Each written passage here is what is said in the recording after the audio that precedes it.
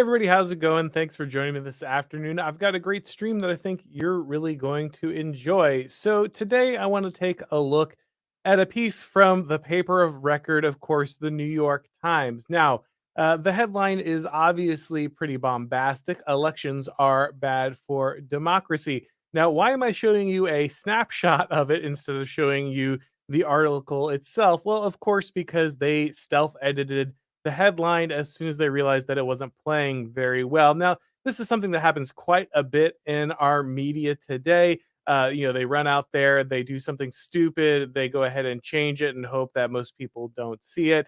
This means that now people can kind of A B test headlines. Papers can run something spicier out there in the front to make sure it gets clicks, gets attention for a second.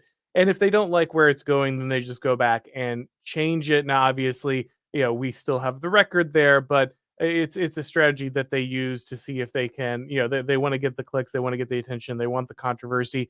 They are journalists after all. And so they're going to run out that more controversial headline first. Now, that headline might be more controversial, but it's also relatively accurate. We're going to see what the guy has to say here, what the author has to say here in just a moment. He'll put up a new headline that is a little more on the level, so it's something that'll be a little easier for people to digest. But both headlines are relatively accurate to kind of what he's trying to express here.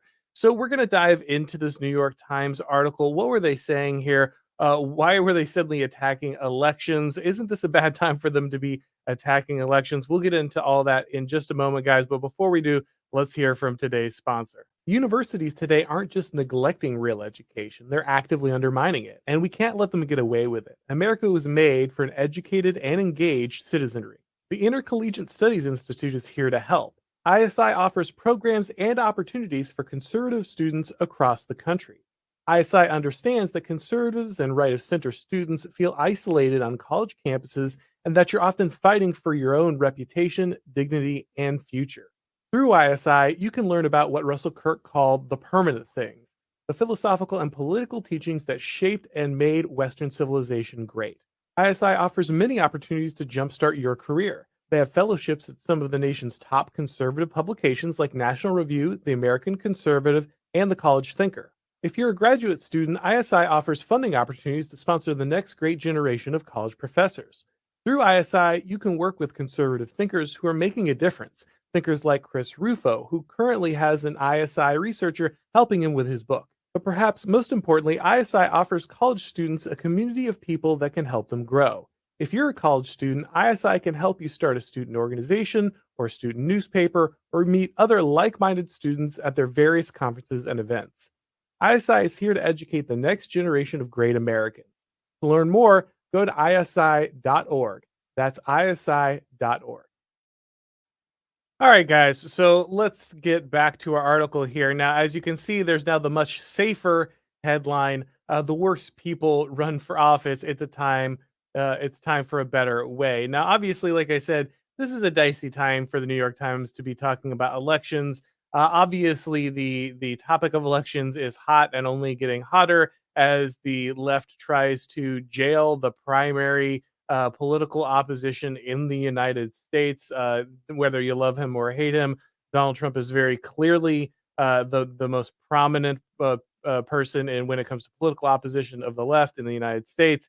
And so going out there and saying we're going to get rid of elections is something that's probably a little too spicy for the New York Times, kind of saying the quiet part out loud in a very real way. But of course, that wasn't the intention. They're going to say something a little different. They didn't just mean get rid of elections. They're going to propose something different here. So let's go ahead and dive into this real quick, and we'll see what their plan is here. Now, this is by Adam Grant. He's of course a professor here. He's the one that's going to be making kind of this assertion that we should be doing away with the election part of democracy. I know what you're saying. How could you still have democracy if you've gotten rid of elections? Well, in this case, we'll see he's talking about just choosing people from the demos. All right, so on the eve of the first debate of the 2024 presidential race, trust in government is rivaling historic lows. Officials have been working hard to safeguard elections and assure citizens of their integrity. So right from the beginning, we can kind of see where this is going, right? So he's going to say at the beginning something that's very true, which is no one trusts the government at this point. Very few people trust the government implicitly. They understand that it's kind of dangerous, kind of what's happening with the government right now. So a lot of people do not like what the government's doing, and so trust in it is very low. But in the next sentence, he's going to say, "But don't worry, officials have been working to safeguard elections and assure citizens of their integrity." No, they're not. No, they're not at all. That's not true even in the slightest. Actually, officials have been working very, very hard to bend and break the rules when it comes to the electoral process, which is why no one trusts the government, or one of the very big reasons that no one trusts the government. And again, we don't need to have any kind of conspiracy theories. I mean, you can believe what you want about bursting pipes and water mains and magical shipments of ballots at 3 a.m. Like, I'll let you speculate on all that stuff. I'm not making, to be very clear, YouTube. I'm not making any official statements on that one way or another. But we don't have to speculate about that kind of stuff, no matter how obvious it might be. We don't have to speculate on that. There are plenty of things that are well inside the Overton window, things that have been openly admitted, that are openly documented, that show that actually government officials have not been working at all to safeguard elections. We've seen from the Twitter files that there's active interference by intelligence agencies, by FBI and other federal law enforcement apparatus to directly interfere in the kind of knowledge that gets spread on social media, even things that we know are explicitly true when it comes to a certain disease people have heard about, or when it comes to when it comes to, say, the story from the New York Post about the Hunter Biden laptop. All of those things we know for sure. We have the documentation. Elon Musk provided it through the Twitter files. That these are things that the government actively manipulates during an election cycle. We also know for sure that people like Mark Zuckerberg bought out basically large chunks of the American electoral system through a funding scheme. You can check out Molly Hemingway's book about that if you want to get more details. And then, of course, we also know that Time Magazine explicitly ran an article talking about what they call a cabal, a shadowy cabal that work together to save or fortify, elections. So all of those things they're not hidden. There's no conspiracy theory here. Those are things that are openly admitted to by the government, or openly admitted to by mainstream media, or that we have explicit documentation from the source of kind of social media companies like Twitter. So we know all of this stuff is going on, but you still notice that in the second sentence, he still frames it as if electoral officials are working to safeguard the reputation of elections. That's obviously not true. So there's nothing controversial is going to come out of this article, is basically what I'm going to say right away, because we know he's hedging his bets at the beginning. He wants to make sure that he knows he's one of the good ones, that he's not one of those very dangerous right wing people who would throw questions on the electoral process. So this is just really a bit of kind of a navel gazing, edgy posting a little bit by this guy here. But I want to go into it because it does reveal some interesting things about how academics might think about democracy. The language he uses and the way he shades it, I think, reveals a number of things about the way people think about democracy, especially the ruling class, that is well worth getting into. So let's get back to our article. But if we want public office to have integrity, we might be better off eliminating elections altogether. So here we go. And to be fair, based right. He's not entirely wrong here. I want to be clear. But let's get into this a little more before I explain what I agree with and what I'd quibble on. If you think that this sounds anti democratic, think again. The ancient Greeks invented democracy, and in Athens, many government officials were selected through sortition, a random lottery from a pool of candidates. In the United States, we already use a version of lottery to select jurors. What if we did the same with mayors, governors, legislators, justices, and even presidents? I hate to break it to this guy, but jurors probably aren't your best example. The American justice system isn't really known for its excellent jury trials or excellent juror pools. Also, no one wants to do these anymore. The only people who are stuck in kind of and this is a bad sign, right? That people feel stuck, kind of doing this civic duty. But the only people who end up stuck, in these situations, are those who don't have another way to get out. Everyone with an excuse uses it to immediately opt out of jury duty, that kind of thing. So this probably isn't a great thing to begin with. But you'll also notice that he references Athens and their founding of democracy. A lot of people do this when I taught, American history, and they would reference, the founding and its ties back to Athens. They would often leave out the fact that Athenian democracy wasn't exactly a rousing success. A lot of people think of Athens as just the first democracy, but actually that's very late in its history, and things didn't exactly go well kind of for very long after it transitioned to democracy. So, they just say Athenian democracy because they think that's something that we're supposed to like, that's something we're supposed to kind of be excited about, but they never really go into it. So, because you never want the history to get, in the way of your example, I guess. So they just kind of sweep that aside. But anyway, back to our article. People expect leaders chosen at random to be less effective than those picked systemically.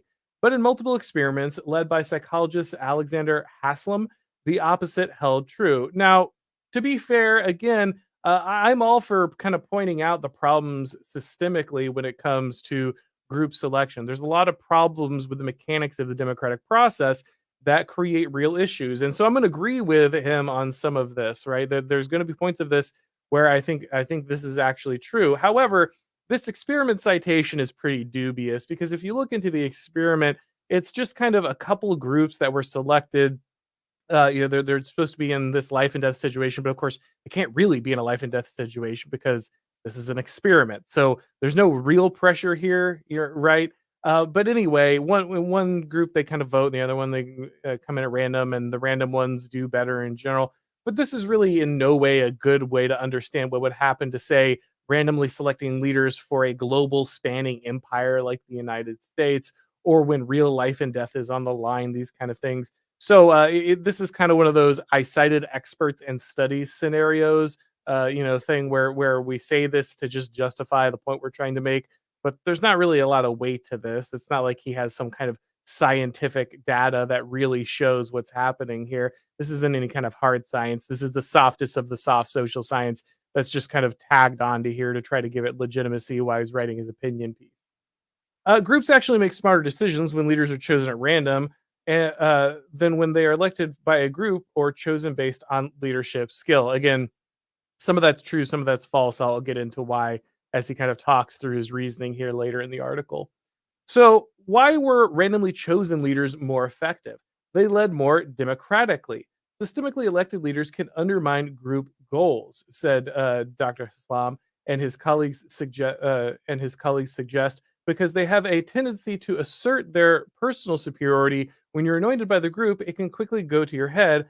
I'm the chosen one. Okay, so there's a lot here that I think is bad reasoning here.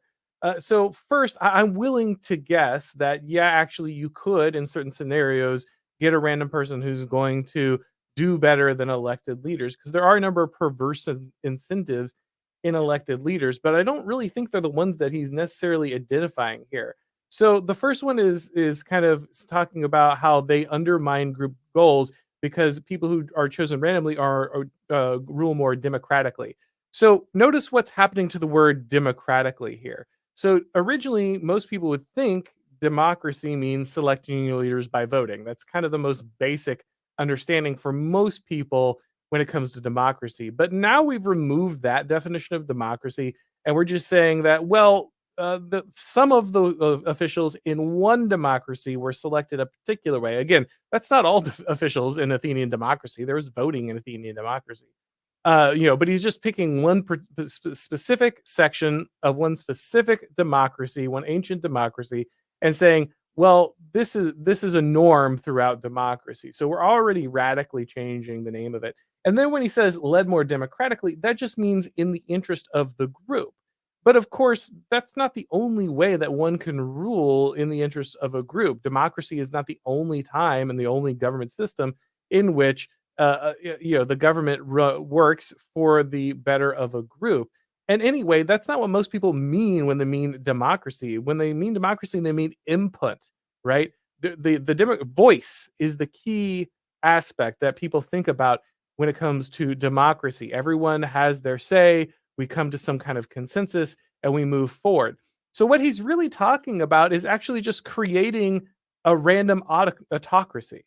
So what he's really talking about is he's actually just going to create a king. He's just going to create a monarch, but the monarch is just going to be chosen from the people. He doesn't really talk about like how often, how long. I'm just going to assume I'm going to go with a Roman guess of like a year, right? For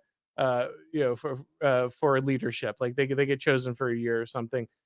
So I'm just going to assume yeah, you become consul for a year, like you would in Rome. Though again, that's not random in Rome. But the point being is you would be selected, but you there would be no vote, right? So he's really talking about getting rid of the democracy from democracy, which again, okay, yeah, that's probably going to remove a lot of the problems, a lot of the issues around the incentives of democracy, but that is not democratic, and that's certainly not ruling or being led or being selected more democratically. It's actually removing large chunks of the democracy, but you're just feeling better because you called it like randomness instead of, I don't know, the divine right of kings or, will to power or something. But you still have the same thing, which is basically an autocracy by another name. It's a random selection of it.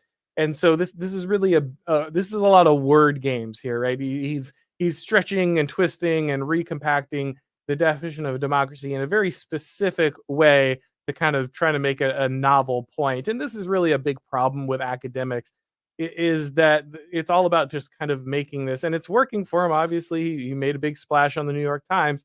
But like I said, I wanted to dive into this because I want to note the trickery of some of this language and how it does make some reasonable points about problems with our electoral democracy, but it then couches them in very safe and particular language to keep kind of coding himself as somebody who isn't suggesting what he's really suggesting, which is autocracy at random. But he says, because they have a tendency to assert their personal superiority, when you're anointed by a group, it can quickly go to your head, I'm the chosen one. Now, I guess, again, that could be true, right? But that could also just be true of somebody at random. You have all the power, and there's really no tie to you. There's no limits because you didn't earn it. There's no way you got there. But I'll get into that more in a second. The main thing here, because he talks about it more, but the main thing here is this idea that you're going to get the I am the chosen one mentality. That's true, but usually through the democracy, that's because people are using the force of the people, right? The will of the people. So, for instance, again, a lot of people have made this point, Bertrand de Juvenal, Curtis Yarvin, that somebody who speaks with the popular voice has more authority. They can make larger demands. The king might have been a very powerful guy, right, with a long lineage of ruling over things, but he was still only one man, and so his interests were his own, and he had to negotiate with many of the local or regional powers, his barons, those kind of things, his noblemen, for him to be able to take action. So we're kind of seeing a scenario where he's really describing something that's like the strength of a monarchy, right? Where you or an autocracy, where like one man doesn't have he's not speaking with the voice of the people because he wasn't selected in this way. He doesn't have this force of democracy behind him. So you're really just talking about fixing democracy by removing all the incentives of democracy, which again may be a good point, but it's not fixing democracy. You're creating a different system. When you know you're picked at random, you don't experience enough power to be corrupted by it. Instead, you feel a heightened sense of responsibility. I did nothing to earn this, so I need to make sure I represent the group well. And in one of the Haslam experiments, when a leader was picked at random, members were more likely to stand by the group's decisions. So again, I think there's a lot of bad reasoning here. So yeah, there might be people who feel this way, but I think that's only because they have grown up in the democratic system. So it's not actually, if you look at history, apparent to people that people should be selected through some kind of democratic process. In fact, it's rather odd that people are selected through this process. And so the idea that you would feel bad or guilty for not being selected democratically is really specifically tied to the context of kind of modernity, especially the last 100 years of modern Western liberal democracy, where this has become the norm and everyone just kind of assumes this is how power is transferred. So I can definitely see a bunch of people who are used to voting, used to the idea that you kind of get this vote and that's what gives you power. I could see them sheepishly being like, "Oh, well, I didn't earn this. I didn't go through the process, so I can't really take advantage of this." I could see a first generation of people who grew up with this norm feeling this way. The problem is assuming that this would continue, and again, that's the problem with this experiment in general. It's not really an experiment, and even if it was, you can't really follow its second, third, fourth generations of what would happen after. I think if leadership became something that was random on a regular basis and everyone just assumed this is how it would run, I think the kind of the novelty of being chosen at random would wear off. And I think then people would really shift their incentive structure, especially when the first person who does this realizes, like, hey, I get here by random. I didn't actually do anything to earn it, and I can't lose it, until it's time for someone else to be chosen at random. So really, I can kind of just do whatever I want. I can loot the treasury. I can run away because this is, I already taught one of the problems with the democracy we already have is that the limited time people are in charge means that it's best for them to just kind of take everything they can while they're there, right? Because they don't have to worry about passing it on to somebody else. The only incentive to actually take care of anything in a democracy is that you might be held accountable by the voters, which isn't still very good incentive because actually you're not elected by the voters. You're elected by a very selectorate, a very particular swath of the voters who are connected to your patronage network, that kind of thing. And so that doesn't even work. But now you're going to even remove that, and you're going to just basically hand the person a rental car, right? You got a rental car for a week. You got it for free, and you can turn it. You'll turn it in when you're done, and you don't have to worry about it. You can't pass it on to your children. You don't have to deal with the consequences of what you did to it during that week. So treat it however you like, and that's basically what you're incentivizing if you're just picking people at random. So yeah, I can see again people who were raised in a tradition where a merit or some kind of election was tied to you being selected as maybe feeling sheepish and feeling unworthy and doing their best for the group because they want to prove that they deserve to be there. But I really doubt that that would continue long term because that's just not how human nature works. And I think that's going to be a consistent problem in this article is he's going to ignore how new human nature works. He's just going to hope that this is going to engineer the best outcome, that people are going to continuously kind of have this goodwill about them by being randomly selected. But I don't really think that would be the case over the long term. Over the past year, I've floated the idea of sortition with a number of different members of Congress. Their immediate concern is ability. How can we make sure that citizens chosen at random are capable of governing? I don't think members of Congress need to worry about that. They're not capable of governing. We all saw I mean, how many people who are well into their 70s or 80s have like now frozen up, Mitch McConnell, Nancy Pelosi, these people, we have people who can barely talk, barely think, should not be involved in government at all. They're regularly part of that, so I'll give them credit here. Removing that is probably a positive thing. You really need to put an age limit on that random selection. I don't think he actually suggests that here, but he most certainly should. So yeah, getting rid of that is a good idea, and I think any members of Congress who think that that's a problem should probably kind of check their own ability to govern at this point. In ancient Athens, people had a choice about whether to participate in the lottery. They also had to pass on on an exam. They had also had to pass an examination of their capacity to exercise public rights and duties. So wow, this is doing a lot of work. this this two sentences is doing a lot of work. So he's very not specific about what you needed to be to be capable of being part of government in Athens, and he does that on purpose because that's not how this worked at all. People did not get to choose whether or not they participated in the lottery. I mean, yes, if you were a citizen of particular standing and eligible, I guess you could opt out. But lots and lots of Athenians were in no way eligible because they weren't considered Athenians. What he leaves out here is that in Athens, you needed to be a free man, right? So no women, no slaves, who made up vast population of Athens. So there's a huge swath of people completely ineligible. They can't opt in. That's you can't pass a test and show their competency. That didn't exist at all. And on top of that, of course, you needed to like be basically by blood Athenian, right? Like maybe you needed to be part of the tribe.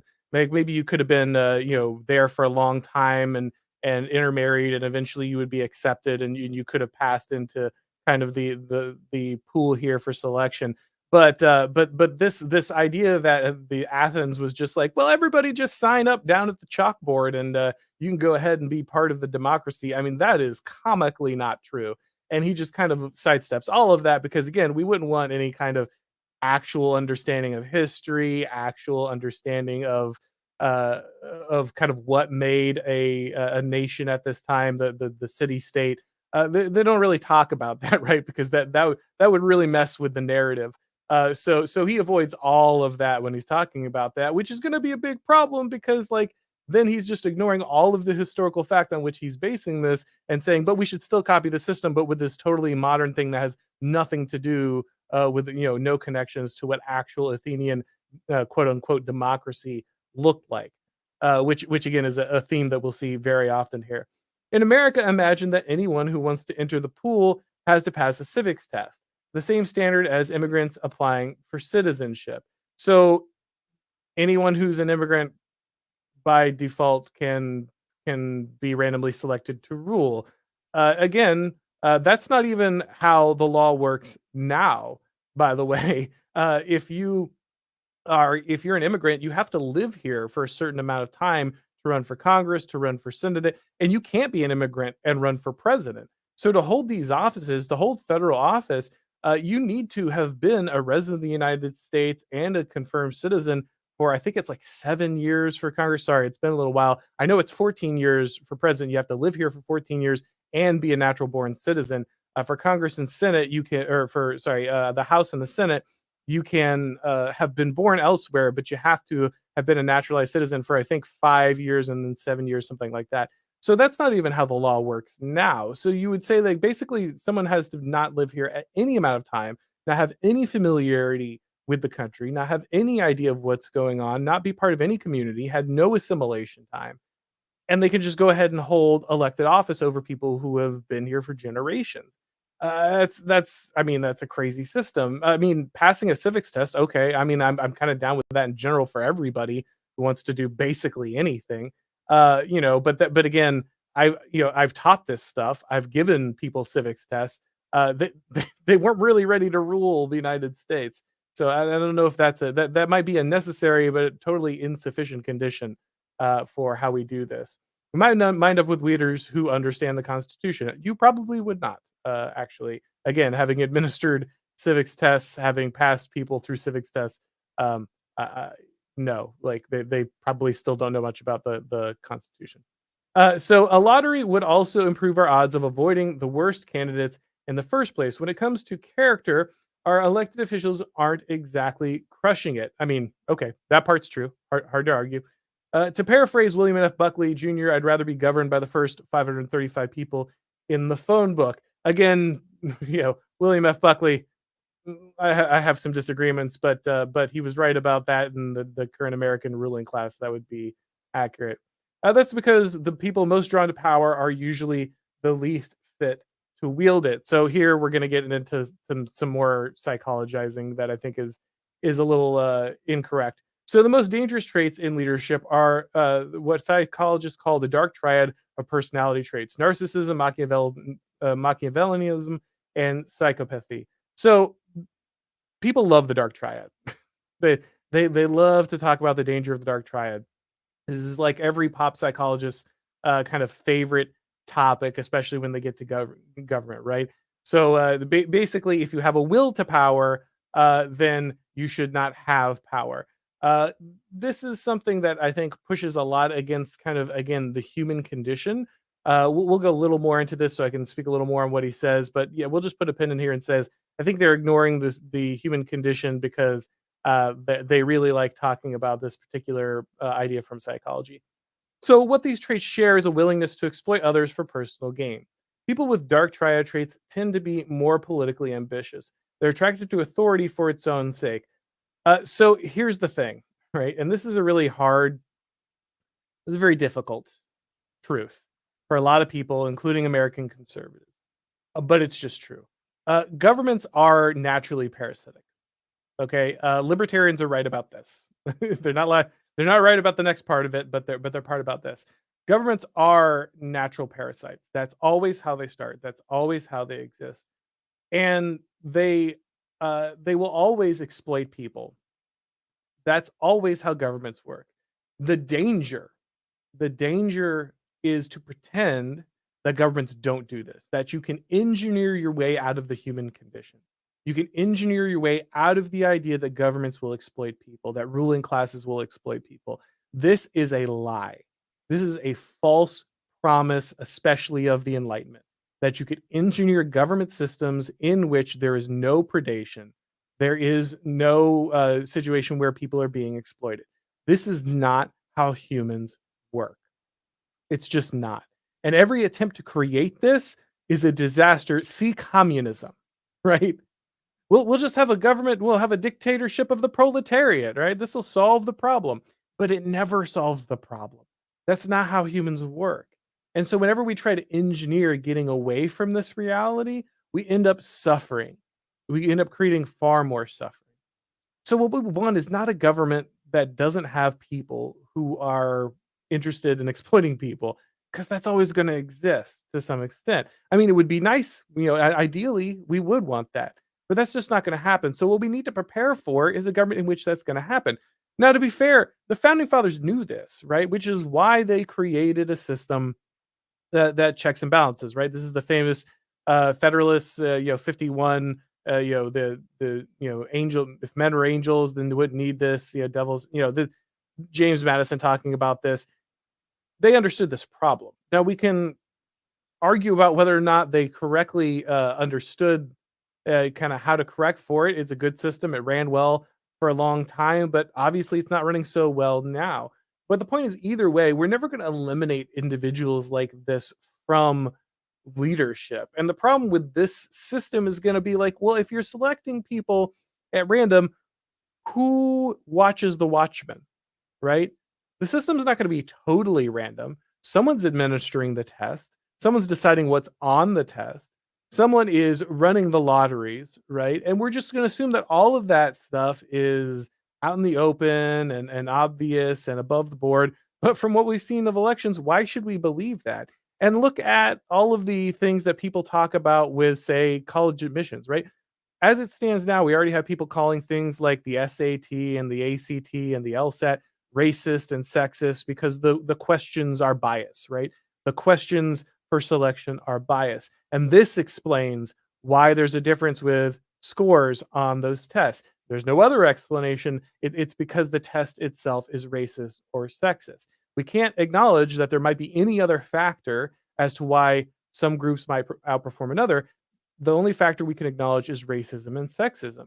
Why would that logic not transfer over to a civics test, right? If more people of one gender or one race or one background or one religion continuously pass and do better and are selected more often, people will notice. And all of a sudden, we're back to exactly the same problem, right? We're back to exactly the same problem. People blaming the same issues that they blame now.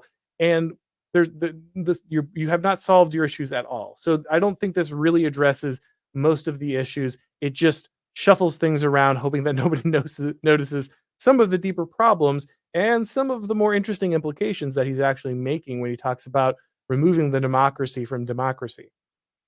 In a study of elections worldwide, candidates who were rated by experts as having high psychopathy scores actually did better at the ballot box. So again, rated by experts.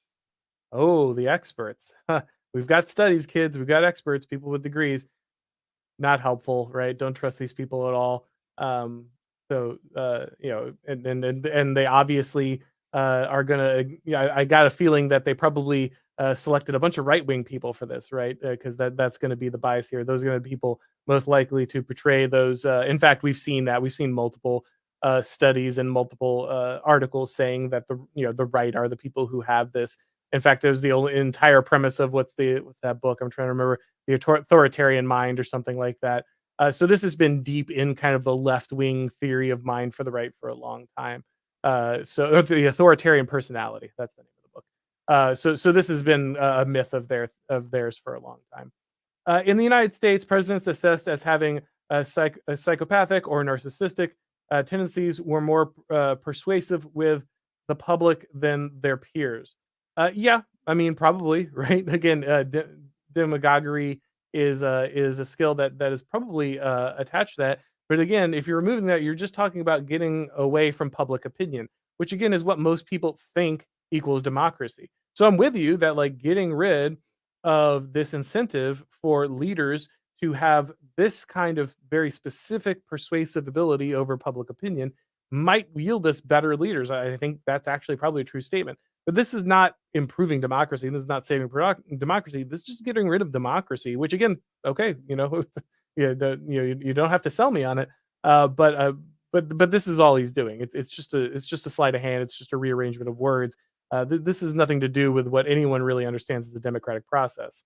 A common explanation is that they're masters of fearless dominance and superficial charm, and we mistake their confidence for competency. Again, probably true.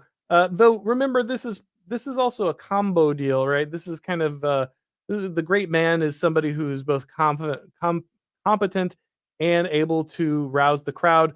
This is why people they tend to fear people like Trump. This is why history tends to feel leaders like this. Understandably, it hasn't always gone so well, right?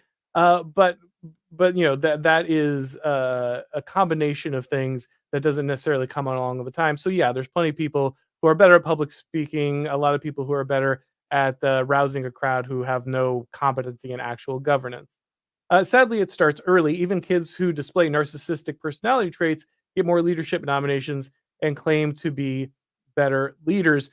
In some ways, honestly, this feels like Revenge of the Nerds stuff.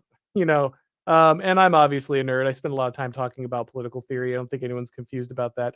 But this feels like some Revenge of the Nerds stuff, where it's like, oh well, everybody who's popular and good at social situations, they're bad, and they shouldn't get the advantages that they came with. It's like, okay, I get you, but I don't feel like this is motivated entirely out of the well being of people, and there's a little more than a little bit of schoolyard resentment going on here. In the dark triad, if the dark triad wins elections, we all lose. Again, the social scientists just love these labels, man. They love to slap this stuff on people and then build entire theories about it, and use it to push public policy. When psychologists rated their first 42 American presidents, okay, I would like to be very clear here. I would not want to be ruled by anybody who's voted competent by psychologists. Like, I don't know how many psychologists you've talked to. They're not always the best judge of either character or leadership ability or even competence. So yeah, I'm not sure why these experts would be any better at selecting, or judging who's a good president as opposed to, American people again at random. Uh, but so also this is a funny thing that happens throughout this article that you'll notice. He's appealing to all kinds of studies and experts. Experts say this, experts say that, but at the same time, he's saying random people would be better than those with the expertise of governing. So it's this very strange signal where like he totally trusts an expertise, and it's the only thing he really knows how to use to justify the arguments he's making. But at the same time, he's basically getting rid of expertise in governance. So it's just expertise in his area that matters. And again, this is a very social science thing to do, or really any kind of academic thing to do. Expertise in my area matters, and all other expertise are more or less irrelevant. And so, expertise in governance, demonstrating that's not useful. That's not anything that's worth it. But collecting data on spreadsheets, that's the real expertise. That's what matters here. Or in the case of psychologists, not even really that. And so, very, very interesting that we're constantly calling back to experts. We're constantly talking about how experts say this or they qualify that. But then you're basically more or less attacking expertise in governance, saying that that's completely useless, basically. But anyway, they like they rank them to get rid of Machiavellianism or whatever. Oh, here we go. Yeah, I knew he was going to do this, right? So when psychologists rated their first 42 American presidents, the narcissists were more likely to take reckless action or reckless risks. By the way, sometimes you need reckless risks. That's another problem, right? That he's just assuming that level-headed, logical choices are always the best option. Again, that's a very academic, that's a very safe fox versus lion type personality assumption, assuming that reckless risks are never what's needed, that you never need the man of action. You always need the careful, measured, kind of professorial disposition. That's not actually what you always want leadership, but he assumes that's got to be the most important thing. That's what his experts assume is the most important thing because they all come from the same class. They're all part of the managerial elite. So they all have the same opinion on what makes someone a qualified leader. They make unethical decisions and get impeached. Add a dash of Machiavelli, I can say this, Machiavellianism. I only write a book on this, so a good thing I can't pronounce it in the moment here.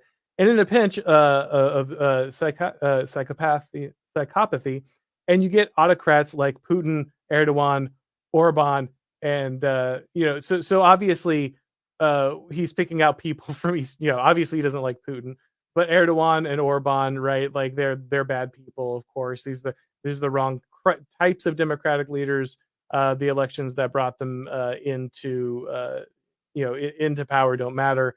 They don't count because we don't like them. They might be too right wing or something like that. Eliminating voting and candidates with dark triad traits would be eliminating voting and candidates with dark triad traits would be less likely than they are now to rise to the top. Of course, there's also a risk that a lottery would deprive us of the chance to select a leader with distinctive skills. Again, yeah, that's true, though democracy haven't necessarily proven particularly good at that. And he'll go ahead and point out here at this point, that's a risk I'm willing to take. As lucky as America was to have Lincoln at the helm, it's more important to limit our exposure to bad character than to roll the dice on the hopes of finding the best. Okay, but are you not then rolling the dice every time you take a random leader? Again, I haven't seen anything about checks and balances or removal of this person. I'm assuming I'm assuming I should be clear.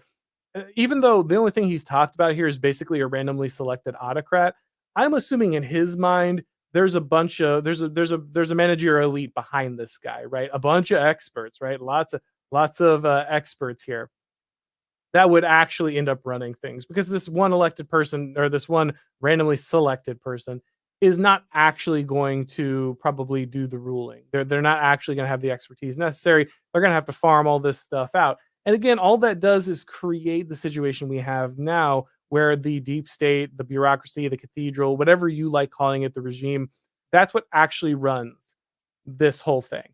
And the guy who's selected is just kind of a figurehead because he's not going to have the experience and he's not going to have the expertise and he's going to rely on all the institutional knowledge and all this stuff and things that's going to sit behind him.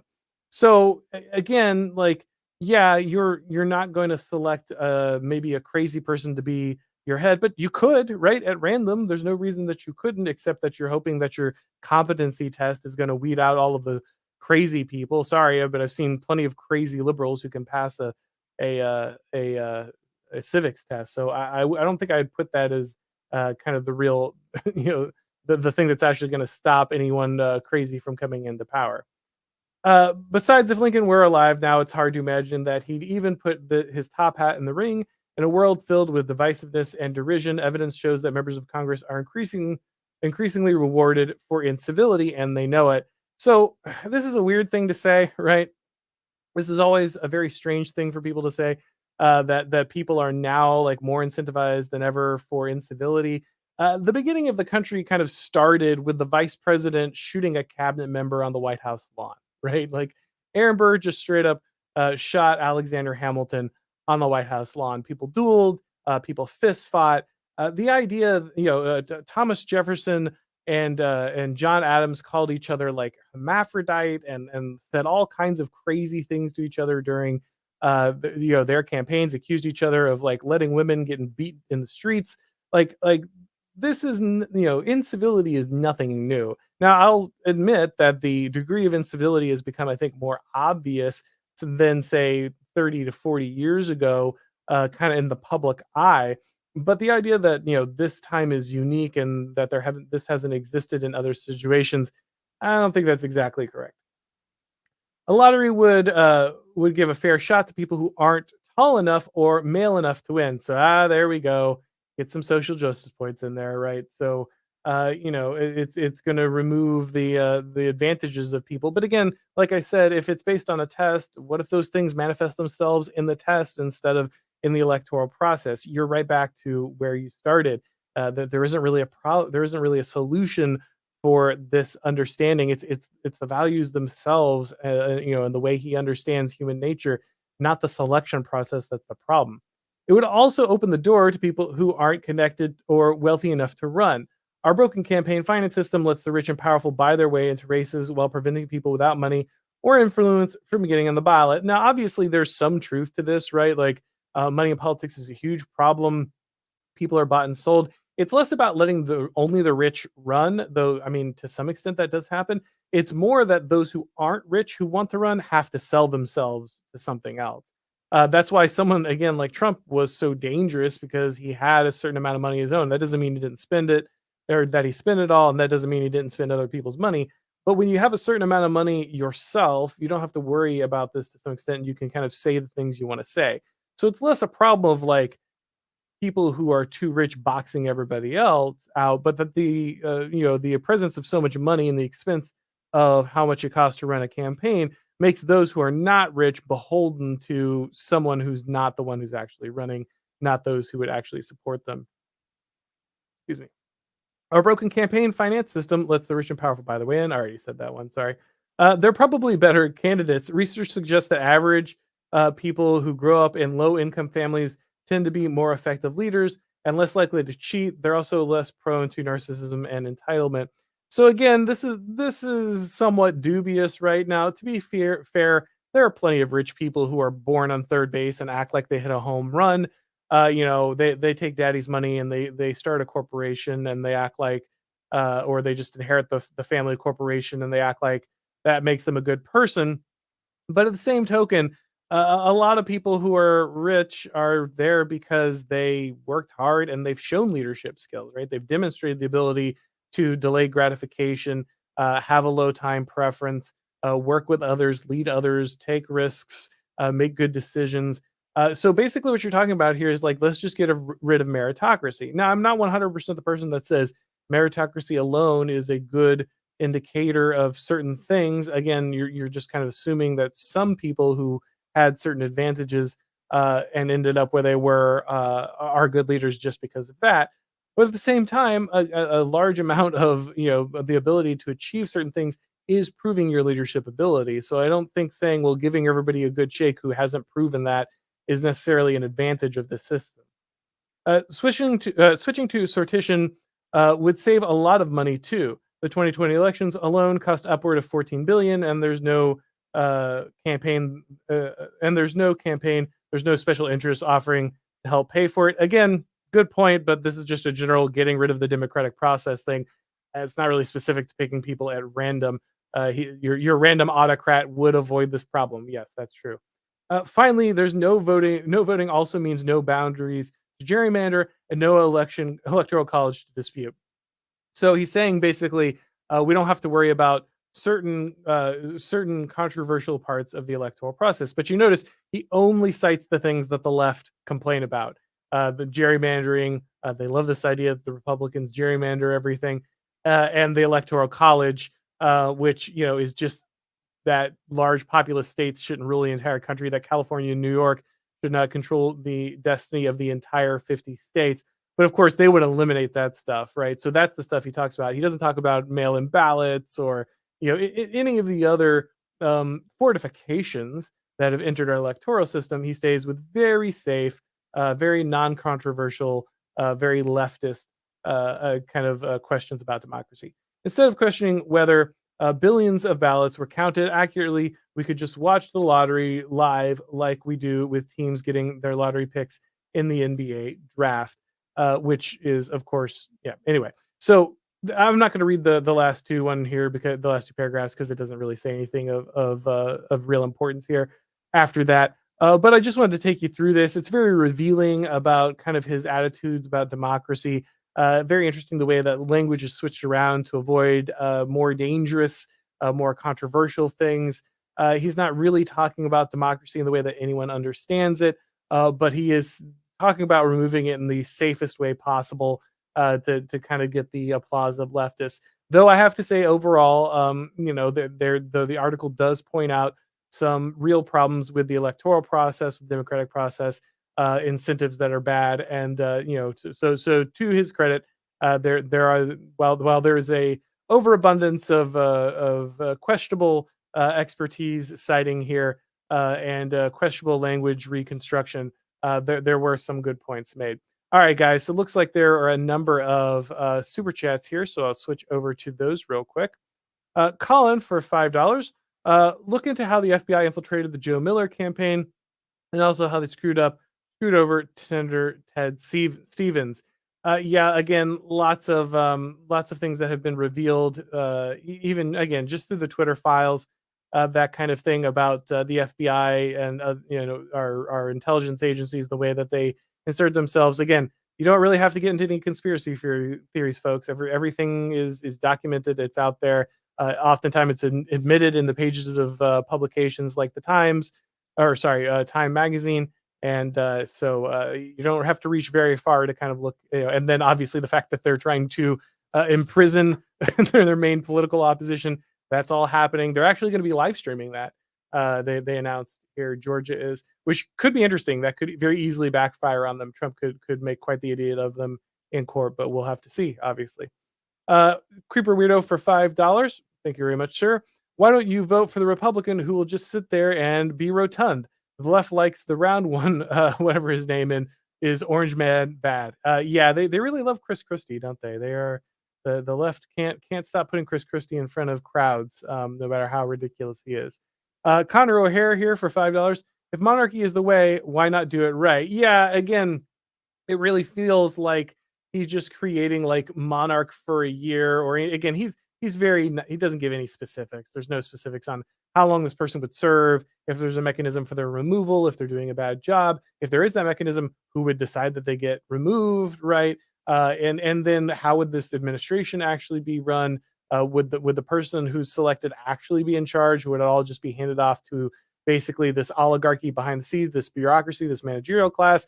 None of that is specified here. If he's going straight up, this person's just dictator, then yeah, basically you've just created a really bad monarchy. If he's going the other direction, well, then he's basically just reinstated all the problems in our current system. He's just removed the only outlet that people had to give any kind of input in the first place. Ref here for $5, just a donation there. Thank you very much. I very much appreciate it. Let's see. Arthur T here for $25. Thank you very much. Does it appear that the main purpose of legacy media is to keep up the charade of legitimacy for the democratic process and the bicameral political system in general? Yes, that is one of their main purposes. It's not the main purpose. Their main purpose is to disseminate regime propaganda and make sure that they have control over this democratic process. But then they also prop it up because that's a key part of this. A veneer of normalcy, pretending that we're still in 2004. Yeah, that's right, Arthur. That you've hit the nail exactly on the head. They're going to continue to do that. That is their job. The key when legitimacy in your country is given out through public opinion, when you believe in a popular sovereignty, then the key to staying in power for a ruling class is to control popular opinion, and the best way to do that is control the mass media. Let's see here. Tiny Rick for $4.99. Let them put this into practice within the New York Times leadership structure for a year or two. Then we can talk. Love what you do. Keep up the good work. Yeah, no, thanks, man. And yeah, that's a really good suggestion. Yeah, guys, let's just go ahead and we'll since this is such a great system, right? We want to avoid any of your dark triad traits over at the New York Times. So we're going to reinstate this system first in the New York Times for 10 years. And then we'll go ahead and try it out in America. We'll see how we go from there. Kate J here for $4.99. Do you think the author is just trying to justify a houseplant, Fetterman bite 'em like vessel that the regime can easily control to do their bidding? Yeah, I mean that's a good point too, right? We're in a situation where you'll notice that even though it's probably very obvious to people that we are selecting very inept people who are too old or have brain damage as our representatives, so they can just be easily manipulated by the bureaucracy and the money men behind them. That's a little too obvious, and so but that's an obvious problem with democracy. But he doesn't bring it up at all, even though that should have been like an easy slam dunk. So that's very obvious in its absence. And it's pretty fair point to say that this might be setting up, that kind of understanding that, hey, anyone can do this job. So why not somebody who's been selected, even though they can't string together sentences? I think that's an entirely fair point.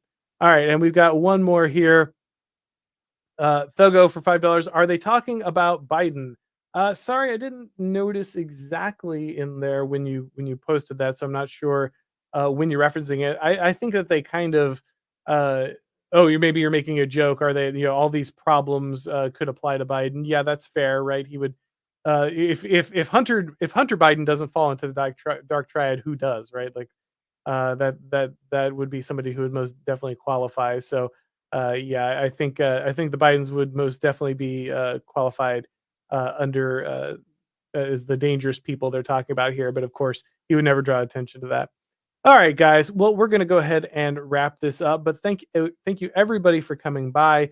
Appreciate everybody with the super chats. A lot of good questions there. Thank you for joining us. Of course, if it's your first time stopping by the channel, please make sure to go ahead and subscribe to the Auron MacIntyre show on YouTube. Make sure that you go ahead and get the notifications and stuff, guys. I hear a lot of people say, "Hey, I thought you went live, but I didn't get the notification. I didn't know it was going on." Make sure that you go ahead and click that button so you know when we're going live.